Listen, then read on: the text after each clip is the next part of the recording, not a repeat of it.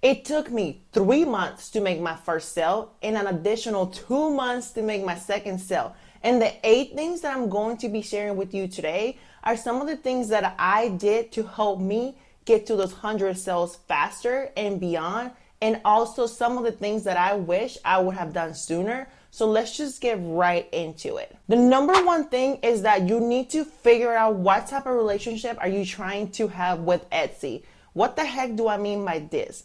Are you running this as a hobby or is this a business? And I'm not even going to call it a side hustle because that's just, that's a whole discussion for another day.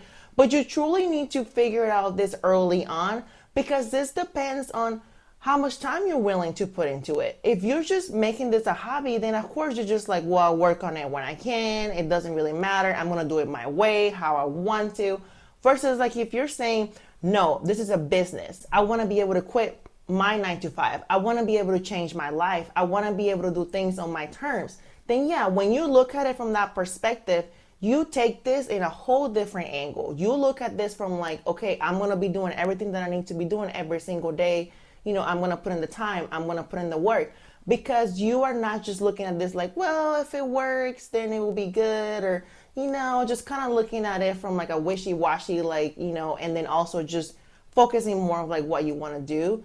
No, you're doing this because you're saying you want this to be your business. So I would say the first thing I will focus on is figuring out what type of relationship you want to have with Etsy. Either you want to run a hobby or you want to run a business. The second thing I will focus on if I want to get 100 sales fast is research.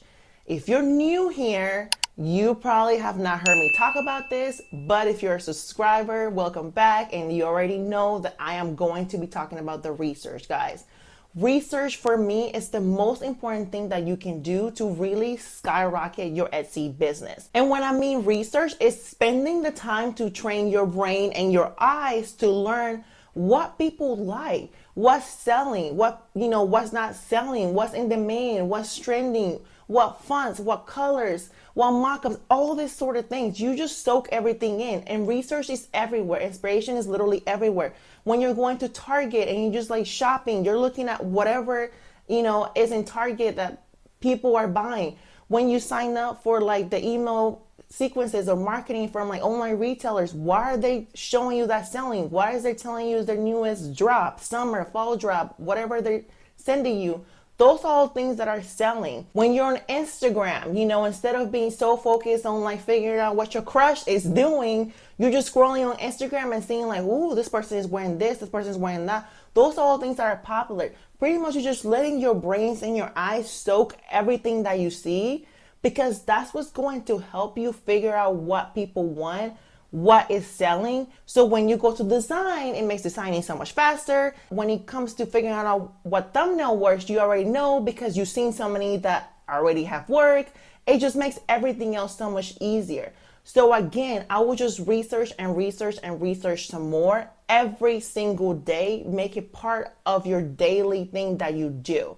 This will be like the next thing that I will literally do, because this is what's going to not only get you to the 100 sales, but get you to beyond, like literally daily sales consistency on Etsy. The third thing that I will do to get that first 100 sales is to really go into like exploring niches.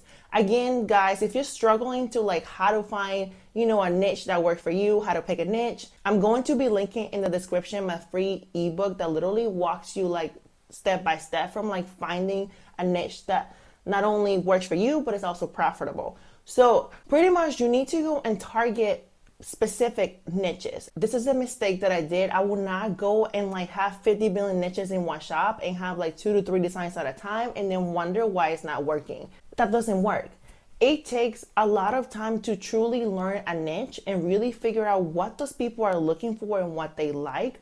So I will literally just focus on targeting like 1 to 3 niches, maybe max at a time, and truly going deep and hard into those niches to really learn them, to really study them, for you to really know what really works in those before you go and like saying, well, this niche doesn't work. If you haven't spent enough time creating in that niche, really researching in that niche, seeing what's working, you're not going to see results. So instead of being all over the place and having 50 billion niches, really find 1 to 3 niches max and really focus on those. The fourth thing that I do is spend money on quality mockups. Again, guys, if you do not have $5-6 to spend on a mockup, you should not be doing this business. And I'm not saying that a dollar mockup doesn't work, but if you're really trying to compete, if you're really trying to do what your competitors are doing and or even beyond, you need to be at a minimum doing the mockups that they're doing. You cannot come into a market where your competitors are using really trending, like emotionally connecting mockups that are probably costing $5-6, and you have a mockup that blah, that's just like, well, I only had $1. And then you're like, well, why am I making no sales? Well, because your mockups do not compete with what's out there. So you truly have to spend the money on them. I'm not saying go crazy and buy a whole bunch of them.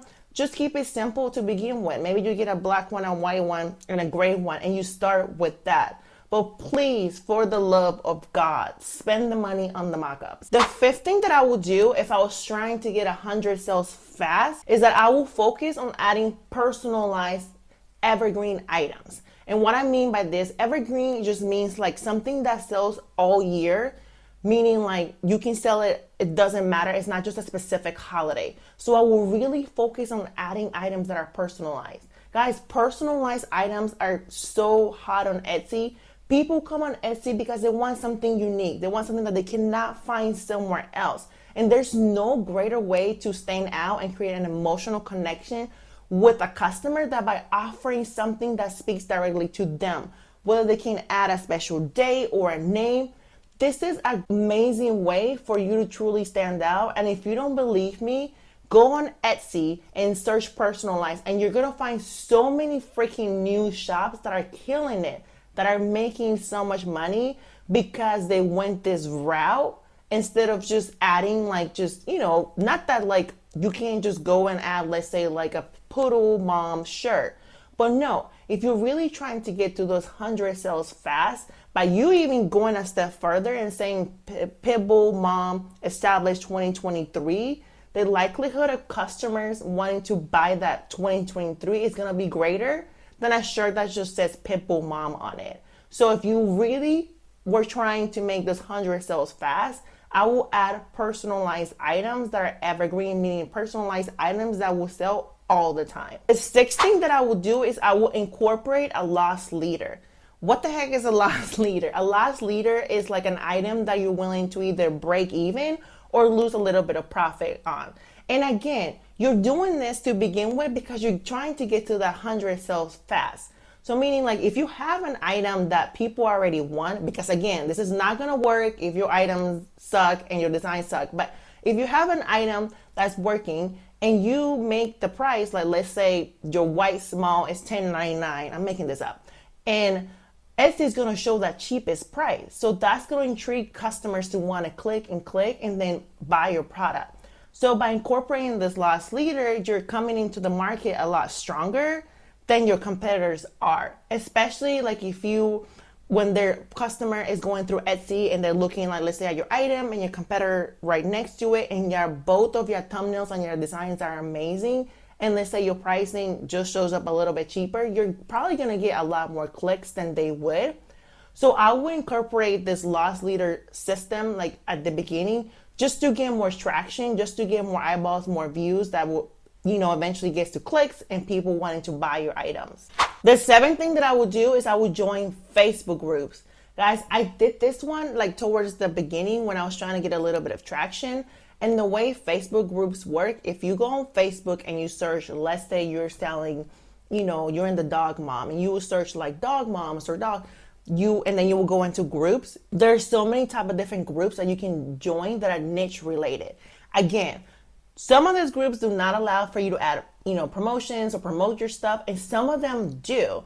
But again, you will go into the group, you will join, and you provide value. And what I did is I ended up messaging the owner of the group and just sending her like a really nice message like, hi, so I'm this, and I sell blah, blah, blah, and I would be interested to see if I could, just kind of tell them a little bit of who you are, your shop, and then you can even, as an incentive, you can even create like a special coupon code for these people. And by me doing this, I was able to get a few sales from these groups. But again, do not go and spam the group. Do not go and out all your stuff all over the group because you will get banned. I will either, before I join, I will look to see if the group allows, like, there are certain days that they allow promotions, like promoting your shop or your business, or I will go and message the owner of the group privately. That's how I did it, and I was able to get a handful of sales when I was like in my early journey of my Etsy shop. The 8th thing that I will do is run ads. Guys, ads I know can be scary, and they can just be like so emotionally draining because you're like, oh my God, I'm losing money. But ads is a perfect way to test what works, for you to know if, like, okay, if this item that you have, if people will want it. It's a faster way for you to figure out what's working and what's not working so you can pivot. So for example, if you put that dog mom sweatshirt in ads and it's doing absolutely nothing, people clicked on it. And again, you have to let it sit for 30 days to figure out what's happening because Etsy takes that long sometimes to know who to show your ad to. But let's say it's been like 30 plus days and nobody clicked on it, or people clicked on it and nobody bought. Well, for you started looking at this data and saying, okay, what can I fix about it? It's the design, it's the thumbnail. Or if people bought it, then you could be like, oh my God, this is doing really well. Can I, now add this into a shirt or a mug? Or can I create other different variations of the design? So ads provide data that is so valuable that help you make better decisions for your business. So you made it to the end of this video, and if you wanted to know more about what's possible with this business, then I'm going to be linking this video next, because in that video I literally give you like a whole walkthrough of how I was able to do $1,000 in one day. See you on the next one.